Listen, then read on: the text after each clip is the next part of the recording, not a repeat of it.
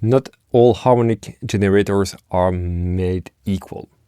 Yeah, that's an obvious statement, of course, but how do they differ? Why? And going further than just some general random terms like this one is warmer, this one is harsher or brighter, what's really happening under the hood and why do they react as they do? For the last weeks, I've been putting a lot of tools on the test bench. When I say a lot, I mean that with all the different modes from the different saturation, the exciters, some of the clippers, soft clippers, I must have tested more than 70 different tools or modes. And the interesting thing here is that I wanted to go further than just marketing labels. And I did put some exciters on the test with some soft clippers, with some multiband distortions, and with some EQs. Why? Because all of the tools I tested did exhibit some harmonic generation. Okay. Now, how do they differ and what's the take here? Sorry if this video takes some weird passes, you might not know it, but I'm not scripting any of my videos. And because for this one, I feel the lines are even more blurred because I don't want to split things into marketing categories, it might take some turns. So maybe before diving into a clear analysis, and I don't think even this is the topic of this video of telling you this tool does that and this tool does that. If you want me to go further and if you want me to share the results of my test, please let me know in the comment. You can write like test or whatever, and I'll make a proper video onto that one. But here I want more to explain what are the real differences in the sonic behaviors of the harmonic generators that you might use. So the most obvious thing is the amount of harmonics, the total harmonic distortion they are inducing. And some tools induce more, some tools induce less. But in fact, this is often linked to how hard you drive them. And so this is somehow irrelevant, especially in my opinion, when doing mastering. Why? Because you don't want to have crazy amounts of distortion. Usually at mastering, you're just looking for some gentle sparkles to sustain some low end, to add some clarity in the mids, to expand a bit the stereo image while working on the sides, this kind of thing. So it's not a race about who is adding the strongest harmonic distortion. We are not trying to mimic distortion pedals for guitars, for example. Second aspect, which is obviously very important, is the harmonic content and distribution. What I mean with this is, do you have more even harmonics, more odd harmonics, resulting to a more like squarifying sound, because a square wave is made only about even odd harmonics. How fast do they decay? Do you have a harmonic content with a lot of harmonics playing quite loud, or do you have just a few harmonics close to the fundamental and with a very fast decay, so you have more concise sound? But then there is more, and this is something, for example, if you want to try some things on your own using plugin doctors, this Hammerstein window is amazing because you'll notice that a lot of tools exhibit frequency-dependent harmonic behavior. This means that they don't generate the same amount of harmonics depending on the frequency that you feed into them. And so, for example, one reason why I love using Kniff Soma EQ emulation is because it doesn't generate any harmonics in the highs, but it beefs up the low end. So without even adding some EQ moves, it pushes some density in the low, some presence, and it's very low, so you don't feel it like being distorted with added harmonics, but you have that beefiness. So the frequency-dependent harmonic behavior is a key factor. Another important aspect, and this is something that unfortunately gets barely not talked about online, even on forums I checked, it's a trio of behaviors that are, in my opinion, very important while using harmonic distortion in mastering, and especially when adding other things after that in the chain. First is the symmetry of the waveform. It means that is the nonlinearity of the transfer curve changing the output of the waveform and having a different shape on the top part than the bottom part. This might be the least important. It creates some shifts in the other nonlinear processes you are adding after, but it's pretty gentle. Then, secondly, stronger, it's the peak displacement.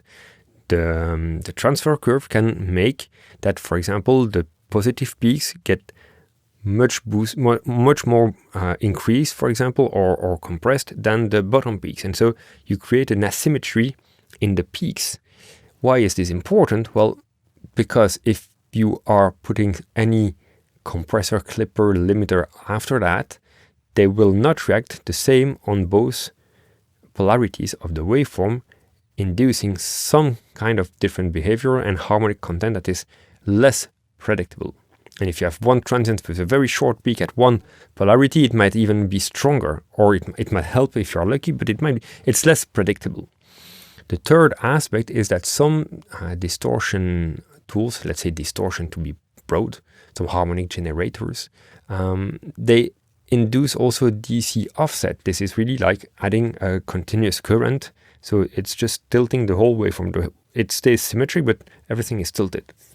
This is obviously super problematic when you have to press a vinyl, because vinyl can't support DC offset. But even in the digital world, it makes the movement of the membrane not the same, because the compression or the decompression is not symmetric anymore to the mid-rest position of the membrane. And so you pushing it more into excursion, for example, will reshape the waveform physically. The speaker itself, when you crank up, at very low level, it's not a problem, but when you crank up the level, you can induce more harmonic content generated just by the saturation of the speaker membrane.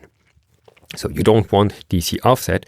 And of course, this is also altering any nonlinear process you might add later in the chain. So if you start your chain by adding some, or in the middle of your chain, you are adding some distortion to beef something up, but then you are really like messing your DC offset and your peak symmetry, any compressor behind that will also be affected. Talking about compressor, here is something maybe interesting. Compressors, they induce harmonic distortion. They can also induce inharmonic distortion with very short attack times and release times. But in fact, soft clipping also works like compression. It's taming the transients. This was one of the main benefits of using tape back in the days. And so now we start to see, I spoke earlier about Kniff Soma being an EQ adding harmonics. We are talking about harmonic generators or clipper being used as kind of compressors limiter. And this is actually for me the essence of why I wanted to start to make this video, is because marketing puts very strong labels onto things, but when you dig deeper, and this is the really interesting part, some of those analog modeled tools and really like mojo boxes, let's not talk about EQs or harmonic generators, but more like tone shaping or color shaping boxes. Well, they usually work on several aspects. They change a bit the frequency balance, they change a bit the harmonics, they change a bit the peak, the crest factor, they change a bit the phase as well. And so, talking about compression, for example, many non-linear tone shapers, they have what we called the memory effect. And memory effect, what is memory effect? Well, memory effect is behavior of that non-linearity that is depending on the level of the signal that was before. Like you would have a kind of, for a compressor, you have this kind of program-dependent behavior. Well, it would be somehow the same analogy, but for distortion. And so you have behavior A clipper, you don't have that. The clipper, as soon as you hit above, the signal is clipped and that's it. And you go below, it's not clipped anymore. It's just like on-off on a sampled base. But with nonlinearity, and especially with analog modeled tools, you get this memory effect where, for example, you can have weird behaviors, like the signal is dropping in loudness significantly, really abruptly. And instead of having the output signal that drops, you have even an increase, because for like a few samples, for a few milliseconds, the curve boosts the signal. This is something really weird. You can measure in Plugin Doctor if you would like, in the dynamic section, not the one representing the transfer curve of the dynamic section, but the one showing you the two states of loudnesses. You can see you have really some weird things that can happen. And this means that all those non-linear behaviors with memory effect, they act also a bit like a compressor. They have a time to kick in, they have a time to kick out. They change also. The memory effect this is also weird, but that memory effect is also sometimes frequency dependent. So you have a kind of compressor that is like we have in Tokyo Down Records, the FDR, the frequency dependent ratio, where depending on the frequency, the compressor is compressing more or less. Well, here it's the same, but on harmonic content. And that memory effect can also be peak dependent. Not always, not for all. And some are peak dependent, some are frequency dependent, some are just fixed, and some are frequency and peak dependent. And there's nothing bad, there's nothing wrong about it. It's just different behaviors that induce different sonic changes. And this is where I feel this is really the genesis of the message I wanted to share in this video. Is it's interesting to dive deeper in your tools to understand all those mechanisms and how you might use an EQ without even EQing, just to beef up things, or using it like the Michelangelo. You have this is specifically labeled. You have this tube compression. So this EQ, it's basically an EQ, but it's a tonal shaper box. You have drives per band, and you have this compression. But some other tools do that as well. The Knif Soma also has a kind of small memory effect and plays a role on transients. And this is something totally natural. Hardware tools do that as well. And so this is an effect that you might want or that you might not like. It's depending on what is the sonic material. And this is where it starts to be interesting, to having different tools to choose which one fits best for the job. Another tool which is a very great tone shaper, it's the Oven. And you have settings there that allows you to have a more dynamic reaction or a more compressed reaction. So it's taming the transients, it's beefing up more the mids or pushing more the transients. So this is very interesting. Another really important aspect of those enhancers, those tone shapers, many of them have mid-side capabilities, but not all of them are as clean on the mid part. Because when you start to use mid-side enhancement, pushing harmonics, well, often pushing harmonics also changes phase. This is something I forgot to mention, but usually when pushing harmonics, you have some slight phase movements. But when you sum, because mid-side is summing and making the difference between the left and the right, or the mid and the side, if you change the phase of one of those signals, for example, in the side, to make back the left and right signal, then you mess things up. And this is, for example, why I ditched the isotope exciter multiband heavily mid-side processing. Because while processing in mid-side with the exciter of ozone, with multibands, you mess up the mid part and you lose the punch. But for example, a Wise exciter, this is an amazing tool for that reason. They allow you to really have a proper enhancement of that sparkle, of that very delicate 3D hi-fi effect on the sides without losing anything in the center. The center stays always super clear, super punchy, not blurry at all.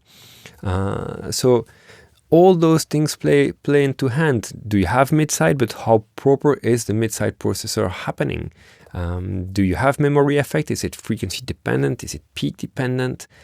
These are all different things that induce the behavior of your tone shapers. Let's use that term instead of talking about distortion or EQs. And in that regard also, for example, this is a nice thing to check, you have the crossbleed. Many analog emulation add a bit of crossbleed. What is crossbleed, for those who might not know, is the fact that you send a bit of the left signal to the right channel, a bit of the right channel to the left signal. This gives you extra harmonic content on both paths, but it can also flatten a bit the stereo image. On some tools it's used to enhance, but it can often reduce that one. And for example, all the plugin alliance emulations, they have this TMT, and what I noticed is when I use them in digital mode, the stereo image is always very clean and proper, even if you use mid-side processing. But when you use those in analog mode, where they model a bit differently the left and the right, or channel 1 from channel 2, well, used in mid-side mode, they fuck things up. Because of the phase differences, when you sum them back, the mono signal is altered. It's not that great. And so this is DSP, or even I would say a signal, because it's not only digital, it's a signal natural behavior, but you have to be aware of that. So yeah, long story short, if you'd like me to cover more in depth the specific tools I tested, and more than the tools, but my conclusions, because as I said, I tested a lot of them. I think if you take together the different tools with every different modes, for example, just Kelvin has from Tone Project has, I think, 8 or 9 different modes.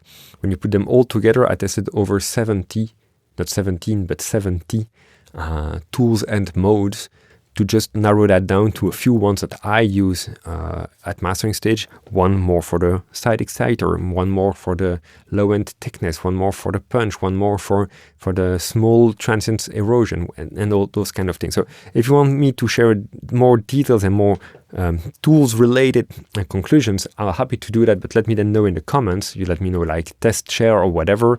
If you have more questions about all those weird nonlinear behaviors, about the phase, about the memory effect, let me know as well. I'm happy to dive deeper into those specific topics in some other videos as well.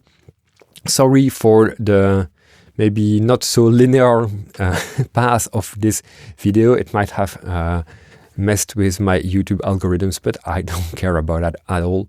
I'm happy to share things that might be less obvious, to dive deeper in some topics that might not be talked so much, and more than everything, to cross some marketing labels and to open the eyes on how some tools do actually more than what they just are labeled for, and how to use them wisely.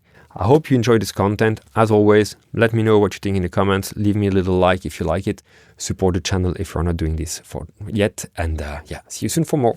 Take care. Bye-bye.